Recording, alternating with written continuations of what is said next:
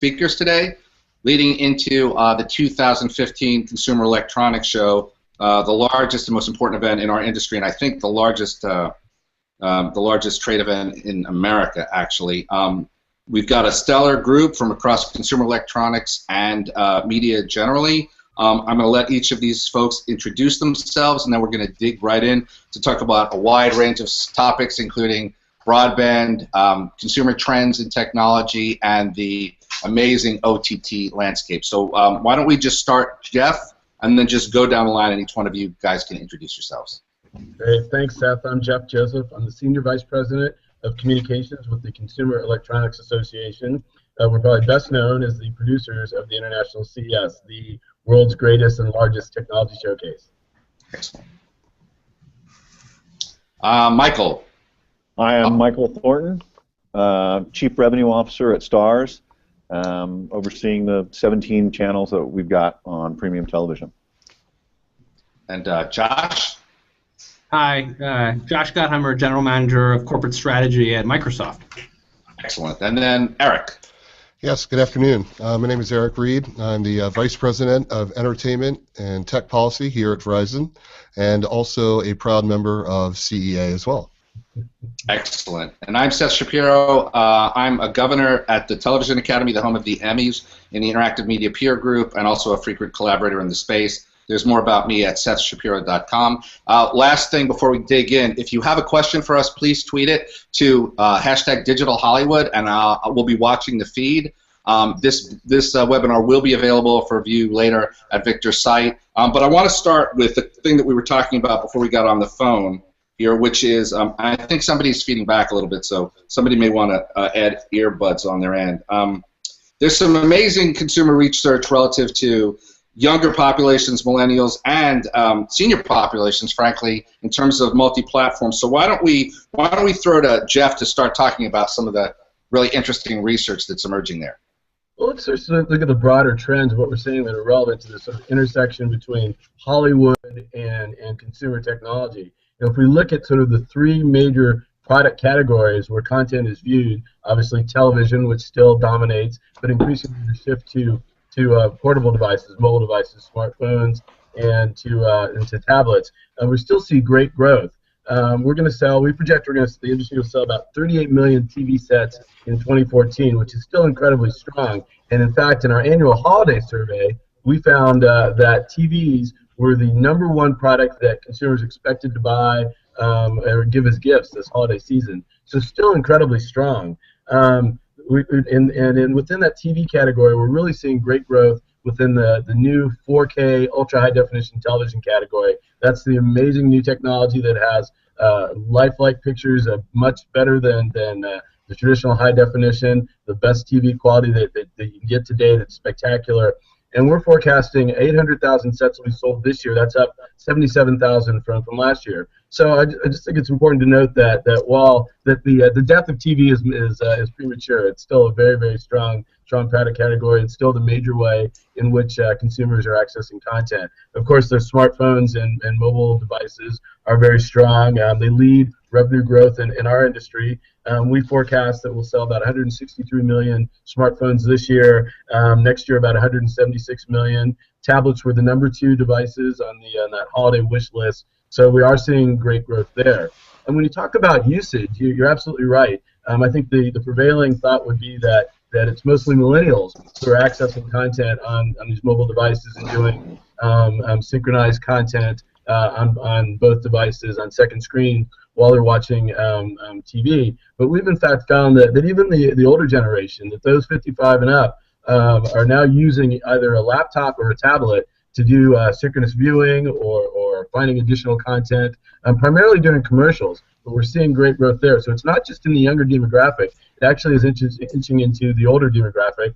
For people like me who have kids who are younger than 18, we're very heavily engaged. We see 30 to 40% of those who go online while watching TV are using some sort of device to look up information, to access additional content, but using those mobile devices while they're watching television. So strong growth, TV remains strong, great growth in those mobile devices, and really a diversity of populations and demographics who are utilizing that second screen experience.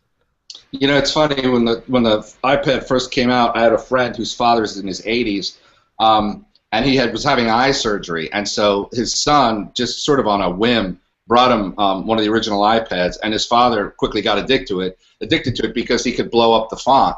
And there have been so many cases like that where people have thought that consumer technology was going to appeal to this particular sweet spot, and if it's really good, it turns out to have a whole other range of applicability. And I think, Eric, you were going to kind of echo some of that with some of Verizon's research. Yeah, so you know, I give Jeff and the Consumer Electronics Association a lot of credit because in terms of consumers really wanting to be immersed in all this incredible content, the Ultra HD revolution is here and it's arrived, and I think you're going to see a lot of this at CES in just a couple of weeks.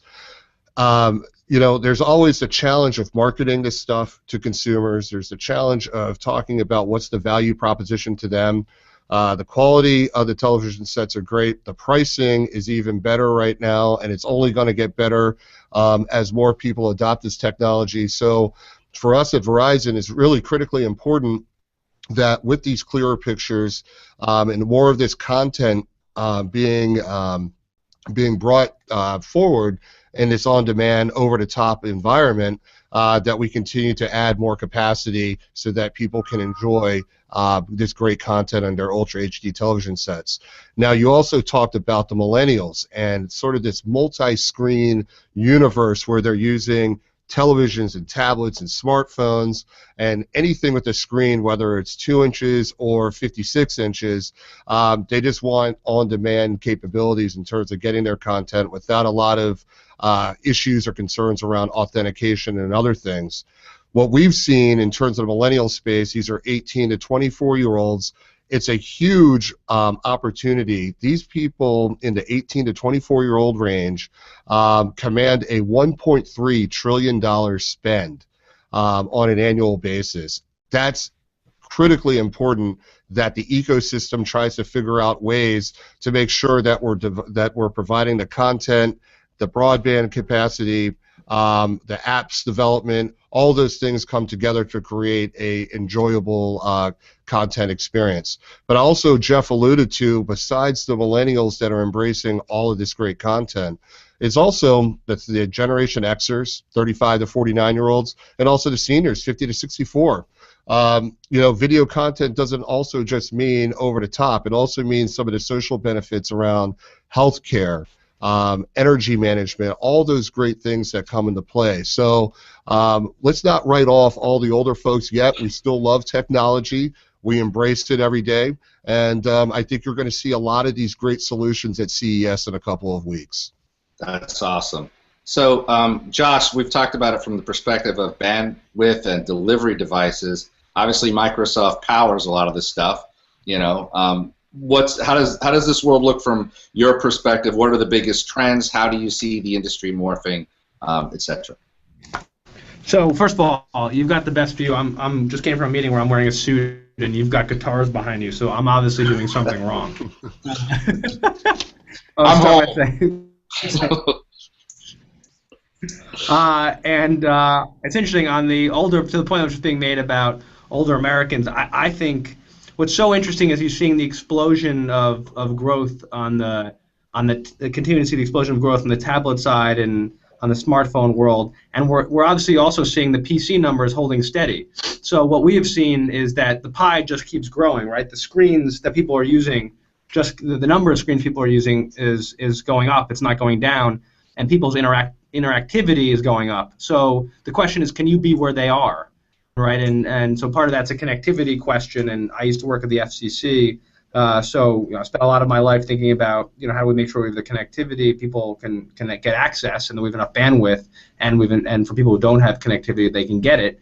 But from a Microsoft side right now, we are exceptionally focused on what does tomorrow's devices look like? How do people want to access their information? The cloud, as you know, is a huge business for us, and it's something that on all fronts, people just want more and more space to be able to store their pictures and their music, and put aside all the productivity all the productivity resources that they need stored in the cloud. So actually, the world we see tomorrow is increasingly cloud-based, obviously increasingly mobile, but also not throwing people aren't going to throw out Cs. And I think one thing that happened in the tablet market this year, and you saw a lot of numbers out about this, I don't have the stats in front of me, there was this prediction that tablets would replace all the PCs. In fact, if anything, that didn't happen. People still need like our Surface. They want productivity devices either that do both, or they want both. Right? They're going to want their tablet for certain things. Their phone, obviously, the screens will continue to get larger, and they'll use them for more consumption. But then when they get to their desk, when it comes to work, they also still need a keyboard. That's sort of what we're seeing from all of our work, is that people want it all. They're not willing to necessarily make choices. Hey, Josh, I was going to say, this is Eric Reed with Verizon. You made a great point talking about PCs and how some people talked about the death of the PC. Well, look, let's be honest. I think I've seen stats talking about there's 7 or 8 connected devices in every home, and that includes the PCs. So a lot of times when we start talking about tablets and televisions and smartphones, you're right in terms of keeping us honest. The PC is still a viable medium where people watch their television in an online environment.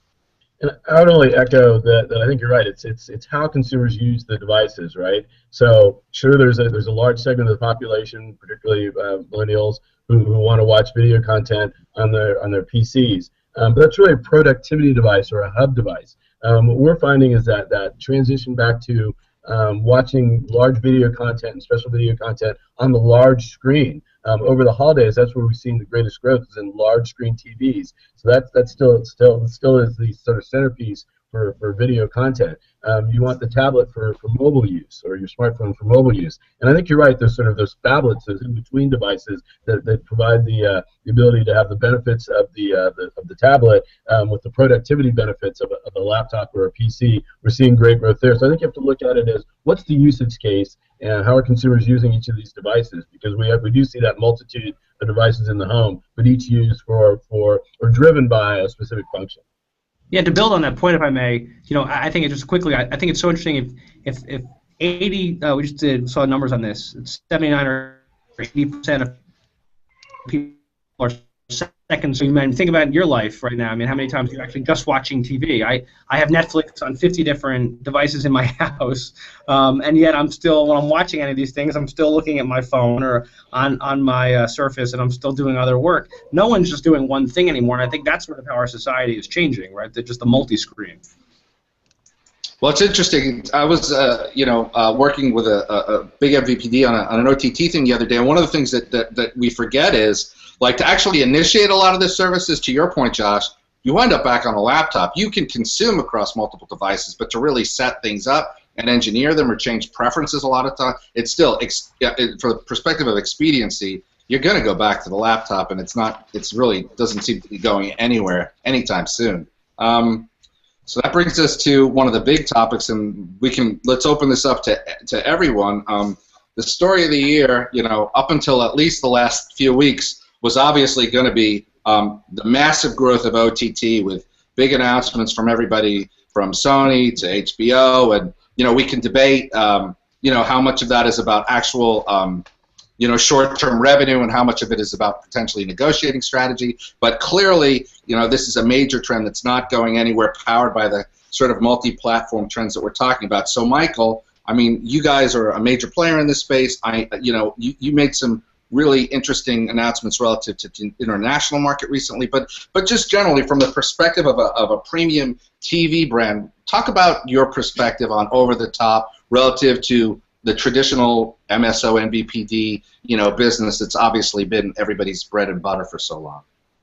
Sure. I think for like you've just talked about, in terms of getting everything on all these different platforms, for us it's about getting to the consumer wherever the consumer wants it, through a business model that's acceptable to that consumer.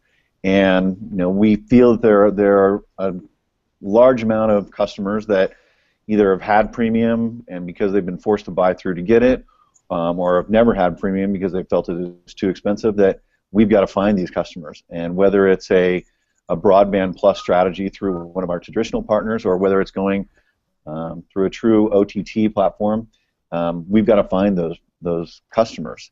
And then, on the international side, which you touched on briefly, we've looked at a number of markets and found some partners that we really like working with, and it's not dissimilar from the U.S. It may be a little different place on the growth curve, but it's finding those people and those customers that want a product for a reasonable price where they can get movies maybe in the second window or a TV series, and just getting to them at a place where they find it's affordable and it's satisfying, another one of their needs. And how does that, from your perspective, obviously, additionally, you're a content executive at a big MVPD yourself. I mean, how does this translate or compare relative to the kind of margin pressures on, traditional distributors anyway? How does the ability for potentially a network to come out of the bundle, via, the Starz $30 package or whatever, how do you think that affects the MVPD business? Is it a blip or is it a potential threat in the long term? I think it remains to be seen. I think that the bundle is very, very healthy at the moment, but at the same time, there are lots of customers on a number of these MVPDs that don't have the video package, and I think you've got to target these guys in a way that you're protecting your base, but in the end, you're giving the product to a new base that may not have had it before. I think it's going to be slow. Like you said, everybody talked about it happening this year. It didn't really happen this year. There were a lot of announcements, but I think that it'll be different next year. I think we'll see some activity in that space. Cool. And from the rest of you, some thoughts about over-the-top or new video products from content distributors? I'll say two things. One, I feel a little bit like the Lorax in the Dr. Seuss program. I'm here to speak for the TVs. We issued released a survey earlier this year that found that 79% of video viewers who are online still get their video content primarily from traditional sources, whether it be satellite, whether it be cable, and decreasingly over the air. So we're very excited about over the top. We're excited about the ability to provide consumers content wherever, whenever, and however they want to watch. And I think you're right. You'll see in the next couple of weeks at CBS a variety of new devices at price points that allow consumers to have that. But I do think that again the depth of traditional television viewing and traditional sources is a bit premature. It's still very much alive and very important. I agree. I think that you've still got 100+ million television households that are paying, whether it's satellite, telco, or cable. I think that business is going to be strong for a long time to come.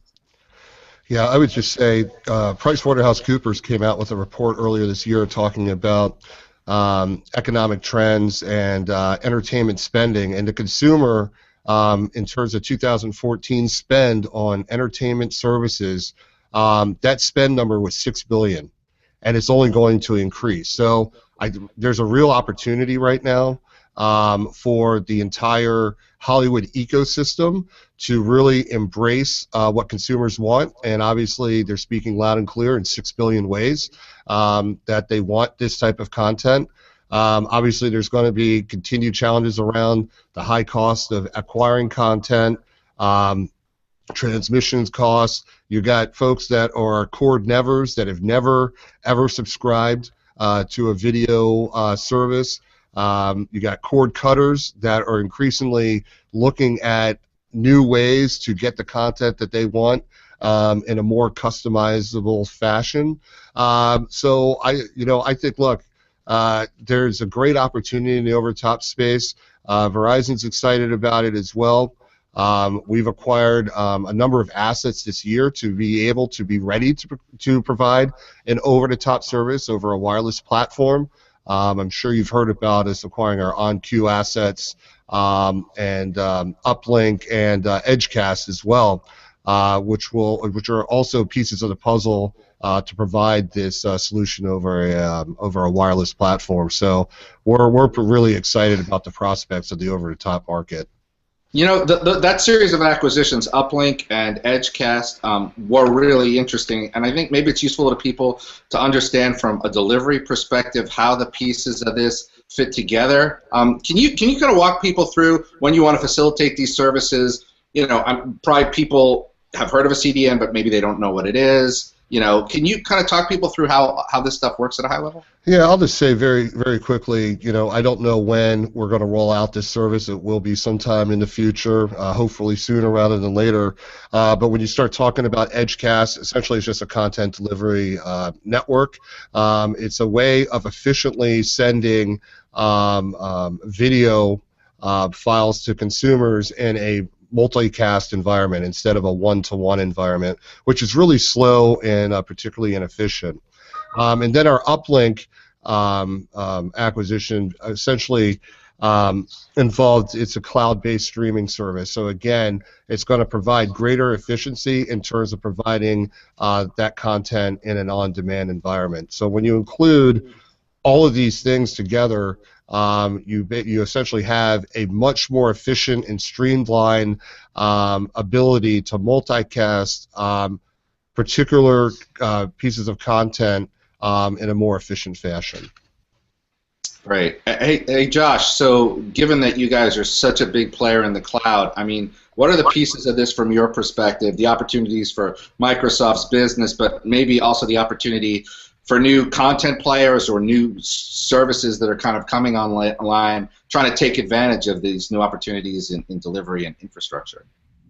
And it's a great question. I mean, I think the real, if we can be a resource, because there's going to be so much demand, and because that's increasing by the second, and because the technology and innovation is happening at such a breakneck pace in this space, I guess for us, how can be an incredible service, back-end service for all that's going on. And I think if we, instead of trying to necessarily be the answer for every one of them, I think, listen, we're clearly playing in some of these spaces. We're making a lot of key investments in a lot of these areas.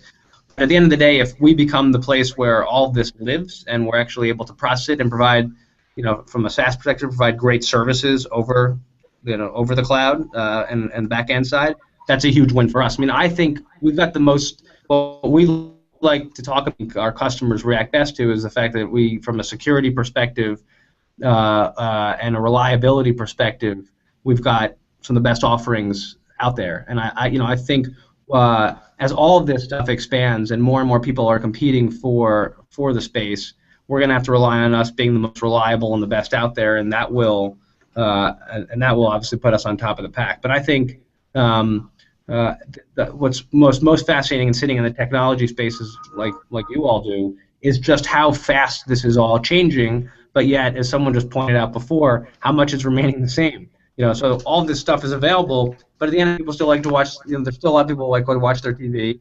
There's still a huge number of people who are going to change their habits and do more on demand. It's just that they want more of everything, and that's why you're seeing. Why do we need so much cloud? It's because everyone wants everything, which I think is great, right?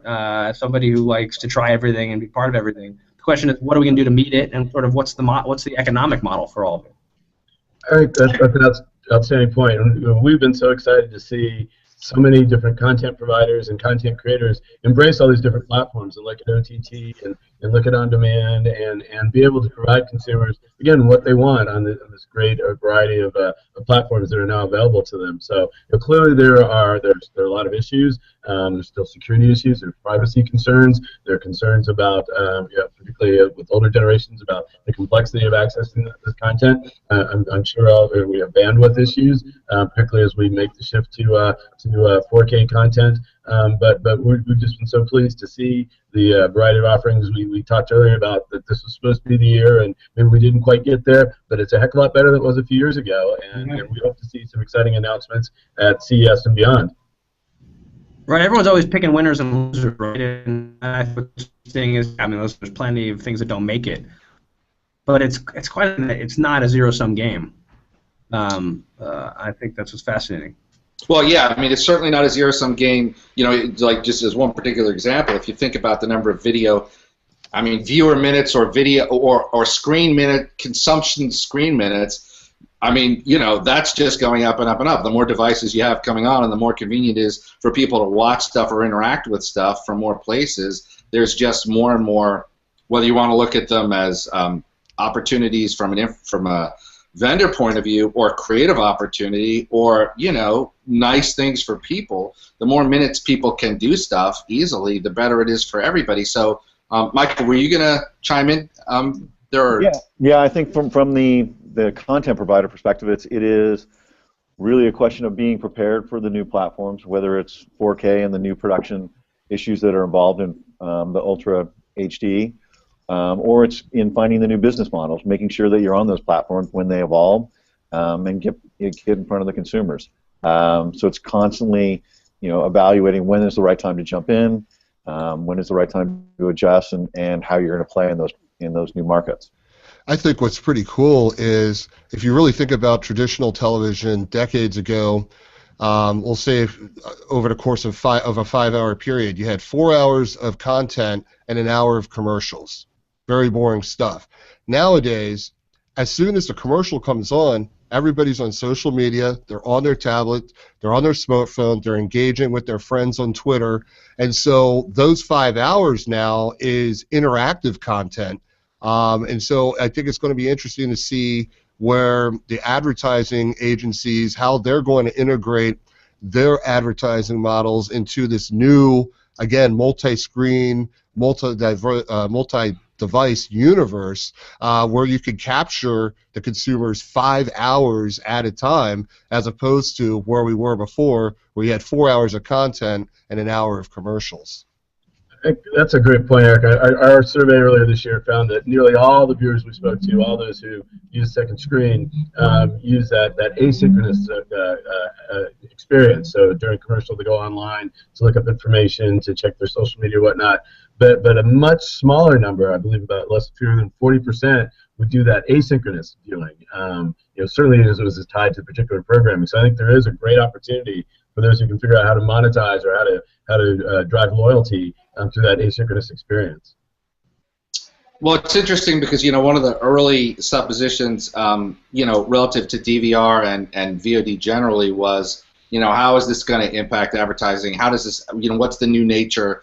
Is everything inherently, time delayed? And in a weird way, right? Social media creates the potential opportunity for a renaissance in live event-based viewing, right? Because sports and award shows and all of these kind of things, and big competition climaxes on things like Idol or The Voice or whatever, these are still tentpole live events, right? If you look at consumption on those things, if you looked at C7 or whatever, obviously, people are a lot less likely. They're going to watch Breaking Bad on a catch-up basis, but they're going to be less likely to watch a sport event on a catch-up basis. So, and one of you guys just mentioned advertising. What kind of opportunities do you think this kind of time shifting or event-based stuff unlocks that hasn't been fully realized yet?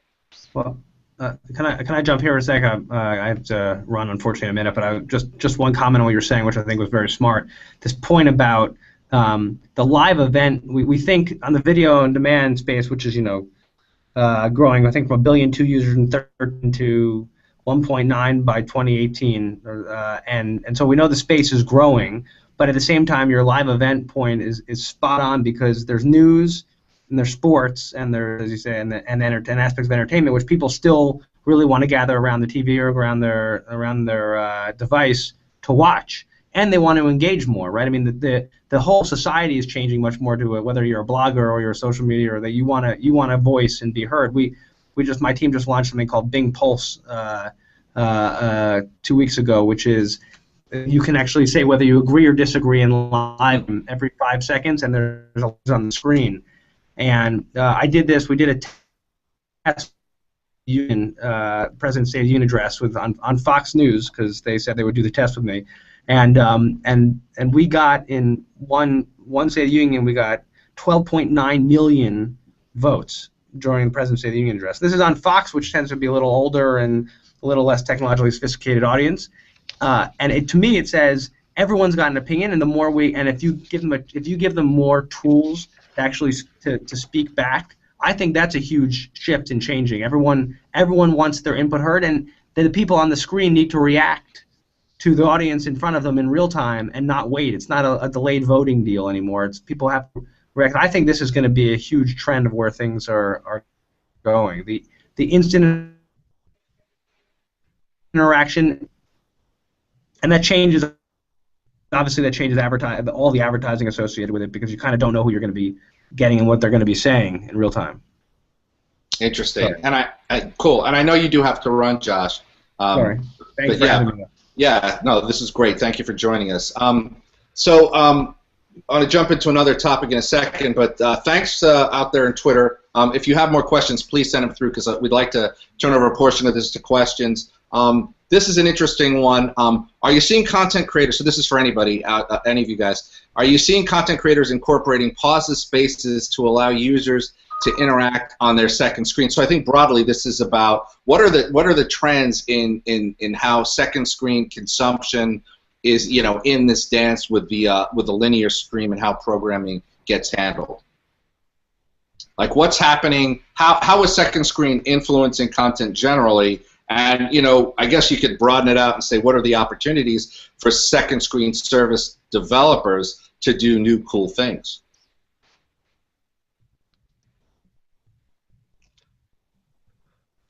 Well, look, I'll jump in real quick and just say, look, when you're on your tablet or you're on your smartphone while you're watching television, we know a majority of people, they're shopping, they're checking scores of games or on their fantasy leagues, they're texting with their friends, and they're also looking at product placements as well, and they're looking to see where they can get that particular shoe or piece of clothing or whatever it may be that they're shopping for. So you know, it kind of ties into the advertising question you asked, which is, you know, what sort of a rich experience can advertisers start to figure out?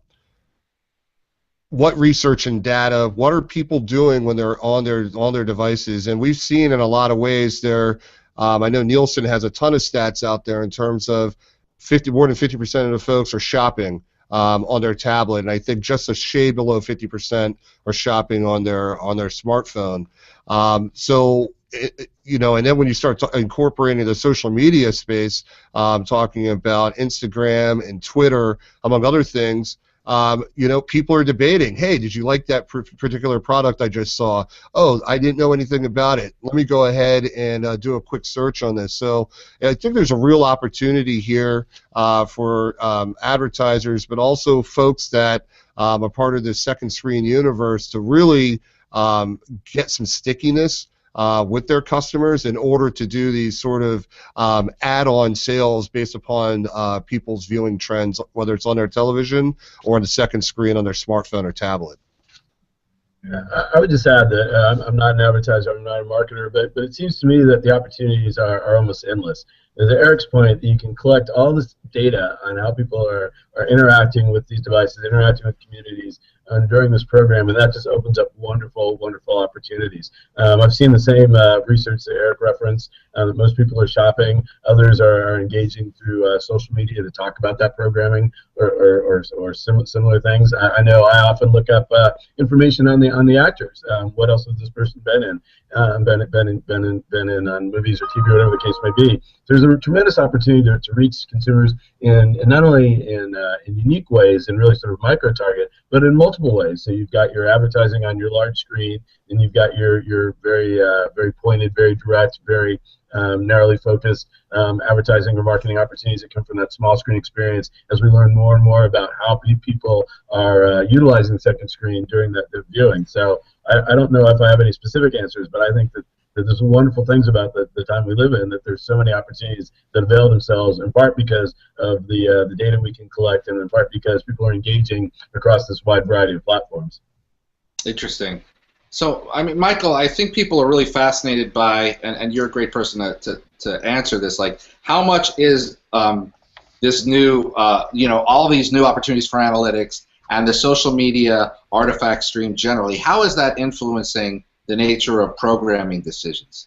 I mean, I think it influences it a great deal. You know, whether it is tracking and harnessing, you know, a fanatical base for a show like Outlander, and looking at the trending and looking at the chatter online and the visits to the unique websites, and it's using social media to get a show that may not, you know, get the attention that airs on Starz right now, It's a small show that we did in collaboration with the BBC.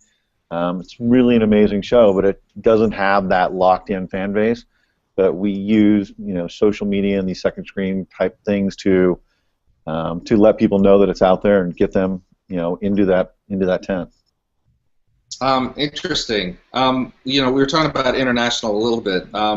How has all of that kind of stuff influenced the nature of the window? Because I was thinking, I actually gave a talk in Sydney not that long ago, and like most places in the world, or many places, Game of Thrones is very, maybe the top-selling DVD, but it's also the most pirated. And so I was just talking to them about why, how many of you, and I said, how many of you pay for HBO? And a lot of hands went up. And how many of you have BitTorrented? And a lot of them hands went up. And I said, why? And they said, well, it's on a day late, and they were really outraged. How has all of this stuff, whether it's social media or piracy, changed the way that the international market works? As it feels like, maybe it would compress the market, maybe you have to get things. I mean, do you start thinking about trying to, and this isn't necessarily related to Starz, but just generally, does it influence people's release schedules or how soon they license or that kind of thing?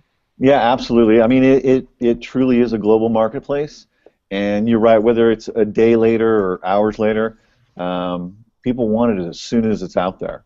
So, when we control a show and are selling it overseas, we'll do everything that we can to make sure that it's going at the very same time or very closely thereafter.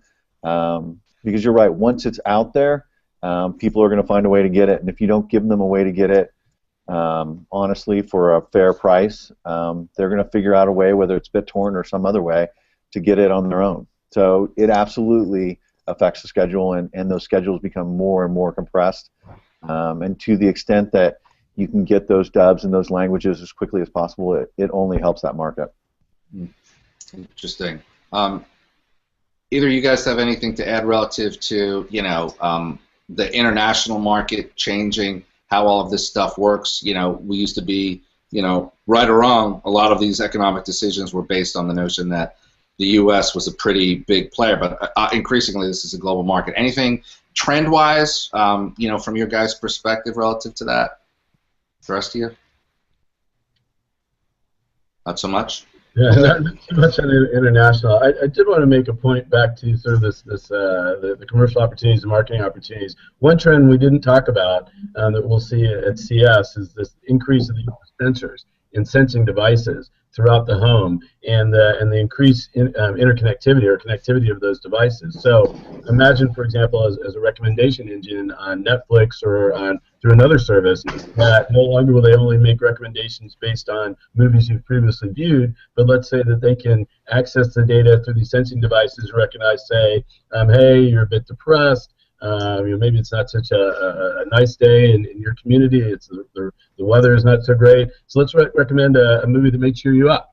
Or, hey, we recognize through these sensing devices that you've got a group of people around, you're celebrating something, so let's find a movie that sort of recommend some movies that not only to sort of recommend and help guide people to different programming based on these sensing devices, but also the opportunity to market and present advertising in a different way that is, again, more uniquely suited to that individual in that environment, becomes a much more reality because of the increasing prevalence and use of these low-cost sensors throughout the home. Nothing to do with international, but I think No, I mean, and it's really interesting, and I think that's one of the great benefits of going to CES is seeing these kind of trends in front of you. And so let's talk about that for a minute. So, a few years ago, there's a couple that kind of jumped to mind when you talk about sensors. One was, right, the Nest acquisition by Google.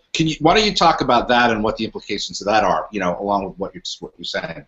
Sure. Well, there's the Nest acquisition, but we're seeing this throughout the consumer technology landscape. These smart devices in the home. So we talk a lot about this sort of move to what we call our digital destiny. 20 or so years ago, we went through this transition where information and devices went from analog to digital. Then they became connected, right? Everything was connected to the internet, to the World Wide Web, and then they became more sentient.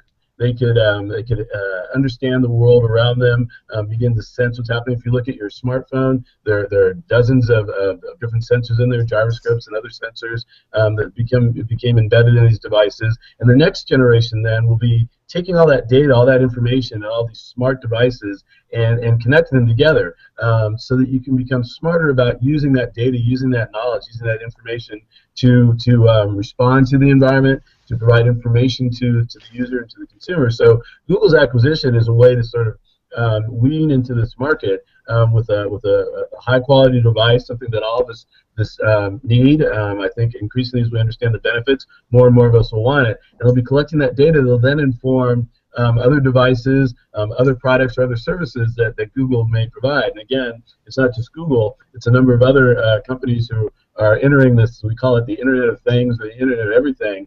But the opportunities there for whether it's, again, recommendation engines for video providers, whether it's in the healthcare field and being able to identify issues earlier and do more preventative and personalized health care, whether it's in health and fitness and sports, or even things like home management. We're seeing this growth of these smart connected devices, and the opportunities there are really, really exciting.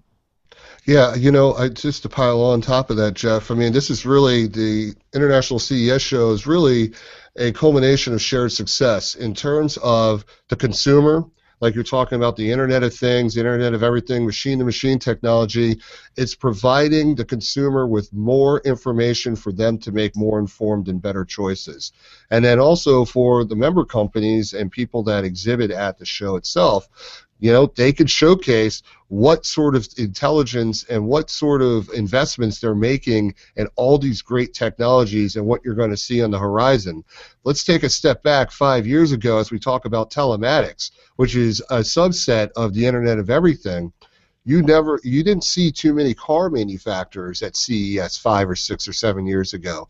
Now almost every manufacturer is there because people increasingly want to be more connected, and that includes when they're driving. They want to be able to know where they are, be able to assess a GPS app. They want to know a recommendation for a restaurant that's 2 miles down the road. So that sort of intelligence and it really benefits the consumer, and it also provides a value proposition for those selling these products and services as well. And new market opportunities for not just hardware manufacturers, but for service providers, for software, and for content creators and developers as well. That's right. The whole ecosystem benefits. We have to continue to make sure that there's intelligence in our networks. We have to build bigger, faster networks, both on the wireline and wireless sides. This will allow content creators to build and create interactive content which consumers are looking for. So the whole ecosystem benefits from this Internet of Everything, and like I said, I called it shared success. It's good for the industry, and it's also good for the consumer as well. Yeah, like one of the things that jumps to my mind as we're talking about this is, and it'd be great to have you all weigh in on this. I think about 2 years ago, you kind of walk through lower hall, and all of a sudden you hit the sort of quantified health. All of them. It was like everybody had talked about wearables related to basic medical and fitness issues, and all of a sudden 1 year at CES it became this massive, huge piece of the floor, and like sort of sitting in the middle there was this presence from United Healthcare, right? So traditionally you think about CES being Sony and Samsung and Avid or these kind of companies, and all of a sudden here's an insurance company. So talk about trends in the future related to how this stuff is broadening out that much and the implications of it. You've laid it out well, as did Eric. And we've seen the show started as a buying selling show. So Joe's TV from Richmond, Virginia would come and buy their several thousand TV sets for the year. And over the years, as digital has expanded and the opportunities there, and really the definition of consumer technology expanded, you've seen that at CES. So Eric noted in the telematics and in the automotive environment, we'll have 9 of the top 10 auto manufacturers there. Why? Because cars are no longer just about performance or environmental standards. They're technology platforms. They're the ultimate mobile technology platform. We have some 20 to 30,000 executives coming from the advertising and marketing community because they want to understand how these devices impact their clients or how to present their content. We have a specific program for content creators and executives from Hollywood and other creative centers because they too want to understand how their content will be shown and how they can use these tools. Healthcare has been an incredible growth opportunity. We've really seen this move from just sort of these great fitness bands to a much more deeper dive into personalized healthcare. So you can track yourself. You have more of a stake in what you're doing. We were very excited a few years ago to be the launch pad for HealthSpot, these personalized health pods that you can go in and through a high bandwidth, high definition connection interact with a healthcare provider. So all of a sudden you have an opportunity for preventative care for people who live in low density population areas where they may not have healthcare facilities, or even in high density population areas. So that intersection of technology in all these sectors of our lives and all these sectors of commerce, that's really what you're seeing at CS, from healthcare to automotive. To sports tech, the implication of unmanned aerial vehicles and drones, what they mean, not just for consumer use, but for commercial use, the ability to deliver packages to remote areas using these drones, or to do heretofore dangerous tasks that individuals, that humans had to do, that now can be done by machines, and it just goes on and on and on. Yeah, Jeff, you bring up a great point. I mean, the evolution of this stuff is fantastic. We're using the example of healthcare. I can remember 10 and 15 years ago we were talking about electronic patient records. That to me is that's old school. What are some of the things that are interactive that will allow consumers to make informed choices and decisions on the spot while still interacting with their healthcare provider? Being able to remotely monitor their vitals and be able to send that information instantaneously to their physician so that they can get an on-the-spot diagnosis of their condition is critically important. And then when you start talking about the healthcare space and how it's evolving, and there's great interest from the venture capital community now that are putting money into these new interactive healthcare ideas, and you're starting to see a lot more venture capital firms come out to the show. It really ups the level in terms of where the technology is going, how fast innovation is being created, the value proposition, again, not only for the consumer but also for the greater industry in terms of taking care of their health, or telematics, having a greater understanding of the benefits of not only their vehicle and how they drive it, but also of where they need to get to. Well, yeah, that makes sense, because if you think about venture private equity coming to a show like CES or looking at these spaces before, it would have been maybe there's some sort of expectation that if we get in and we fund the production of this device, maybe we can get to X units and our ROI is going to be this. Now, if you're in a situation where by creating these devices you can do all of these other stuff, and by participating in this product or this gamified service, people are going to get like a 10% reduction on their healthcare costs. Man, that starts to become really interesting, right? That's right, and kind of like the delivery at your door right now. I hope it's a nice holiday present that's coming through, whether it's a Fitbit tracker or whatever it may be, or a new Audi convertible.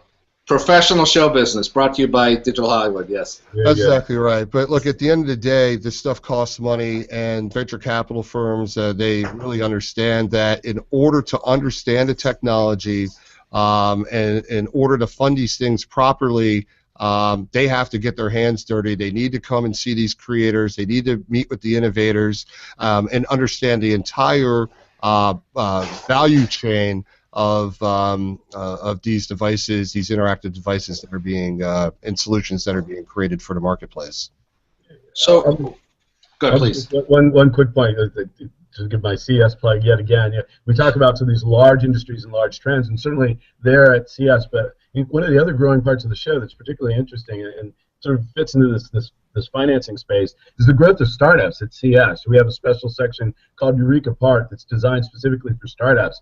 Last year we had over 200 companies. This year I believe we'll have about 375 startup companies in this space. So it's a great place to come and see sort of the future of innovation across all these variety of markets in healthcare, in consumer technology, in telematics, and on and on and on.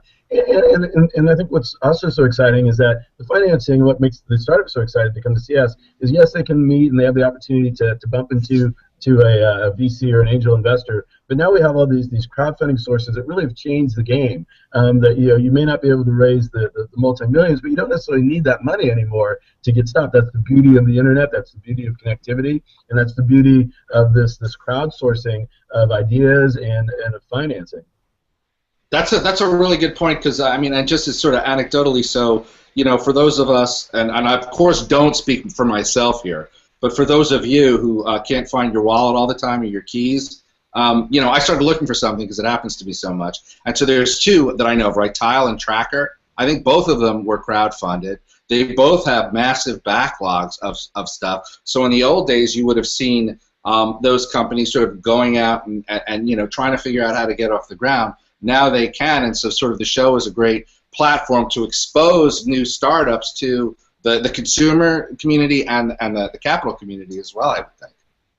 Absolutely, absolutely. The capital community, the media, to consumers, to potential partners. And we hear time and time again from some of these small companies that they love going to see us because they can do all their business. They can do their international business in one place, and that saves them travel funds. They get to know people one-on-one, so it builds a level of trust with their partners as well.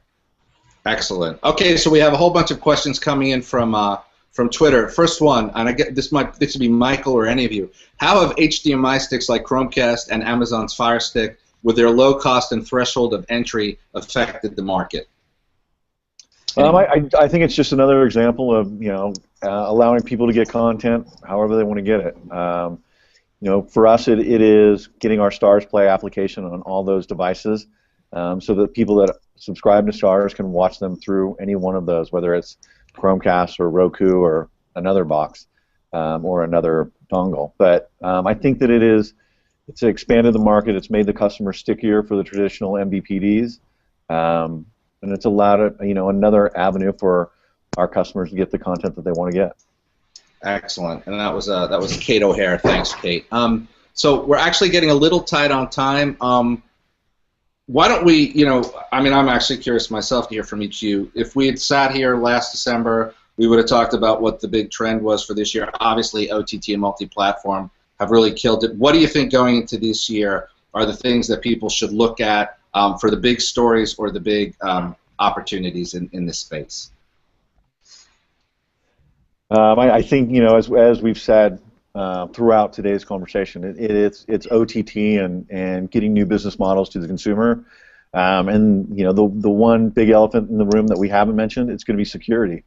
It's who's looking out for the platforms, where is the data going. Obviously, it would be great that people could suggest content for you to watch based upon what you've seen or what the weather is or the things that you've done, but at the same time, it becomes very scary when you think about all that information out there and in somebody else's hands. So I think security, if it hasn't bubbled up to the top of the list in the recent weeks, it sure will soon. Yeah, and I mean that is sort of the elephant in the room. I mean, being sensitive to and respectful. I mean, anybody have any thoughts relative to where that obviously is going to be a massive game changer? Either of you other guys have anything relative to that? Any thoughts? Of course, everyone would agree that security is a great concern, and certainly the news of the past few days have raised awareness of the issues. But I think that one of the keys, and what we find when we talk to consumers, is that transparency is key. So that if you're upfront with in general terms of how you're going to use that data and the benefit, if I recognize the benefit and it's clear and it's transparent, then I may be more willing to share it with you. When I see that recommendation engine works, then I sort of get the benefit, and I'm a little more willing to share. Now, again, we haven't done research since over the past few days and all the news stories, but I think that it comes back to those two principles. One, transparency, generally how you're going to use this data, give me some sense so I know, and the benefits. And then that long-term relationship, obviously. The longer-term relationship with you, that I see the benefits, you've earned my trust. I mean, look at the information we already share online, whether it's personal information via social media, whether it's our banking and financial information. It's out there. So we sort of crossed that line to a certain extent. It's not going back. I think the question is, what can we do to keep consumers moving forward? What can we do to make sure that we, whether we're service providers, content providers, device manufacturers, continue to earn that trust each day?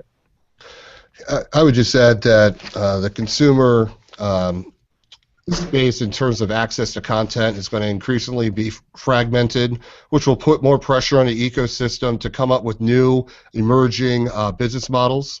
And they're going to have to experiment and tinker a little bit more beyond just the traditional models that we have in place, whether it's ad-supported, subscription-supported, or whatever. So I think we're going to start to see in 2015 some new business models start to bubble up to the surface, which will hopefully be readily embraced by consumers. I'd say the second trend is the accelerated adoption of Ultra HD.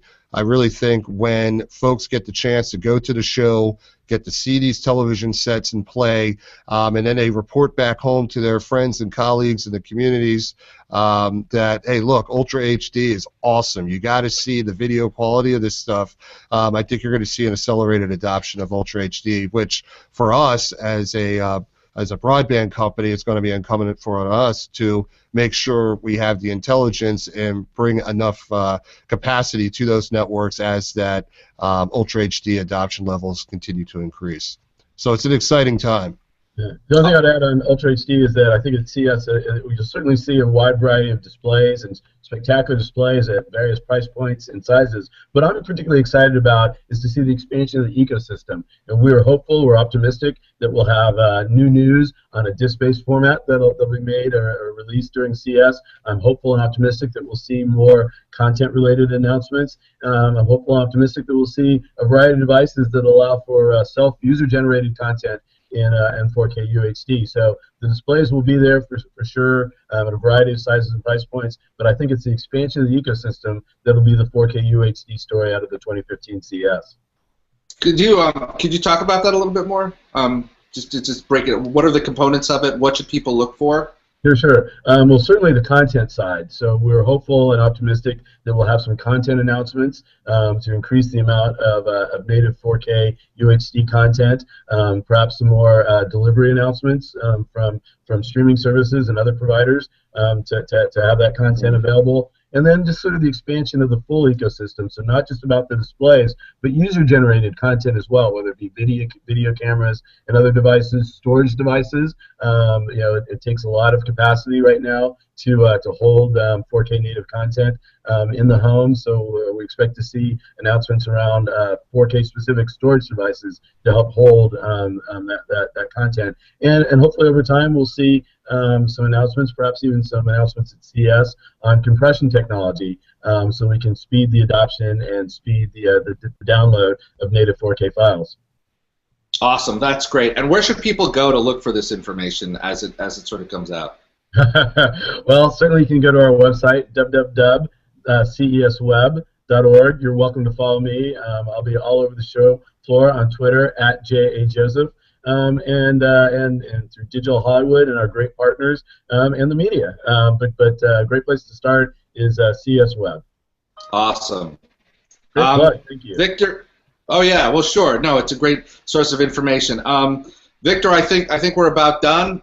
So I think we're just going to log out. I'm not exactly sure. But thank you, Jeff, Josh, Michael. For a great and Eric for a great talk. This has been a lot of fun, and hopefully we can all do it again soon. Look forward to seeing you in Vegas. Thanks, Seth. Great, thank you, Seth. Thank you, Vic.